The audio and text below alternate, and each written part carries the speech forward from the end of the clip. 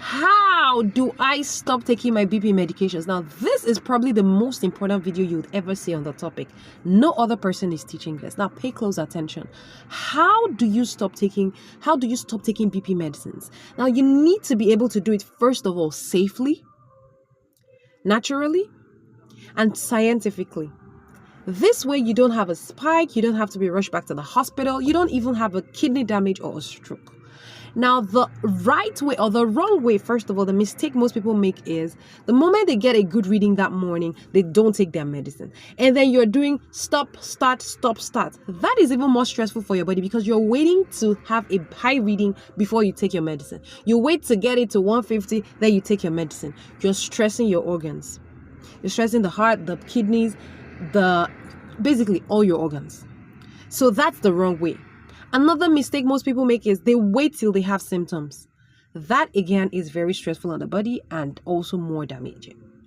Number 3 mistake most people make is the moment they get the good readings, they stop. So basically, you notice all the mistakes are all about stopping abruptly. So never, in fact, some medicines, the moment you stop them abruptly, your BP will shoot back up.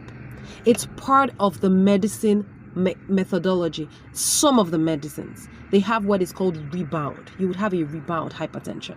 So that is the wrong way and very dangerous. That is why when you are doing the high BP reversal, we recommend that you do the weaning process, WEANing, the same way you introduce a baby to solid food. You don't just stop a baby from taking breast milk when they're 6 months. They will revolt. They might stop eating. They might even fall ill. But you want to introduce the solid food little by little. Same way, that's how you stop taking your BP medicines. So the first time when you start a high BP reversal, you must be taking your medicines alongside. Now, as you continue with the reversal, all the symptoms will start to clear. Your BP readings will start to come down. When your readings come down for the very first time to less than 120/80 and remain there for at least 2 weeks, then we can say, okay, you are achieving great control. Then we want to look at your medicine and then start to remove little by little.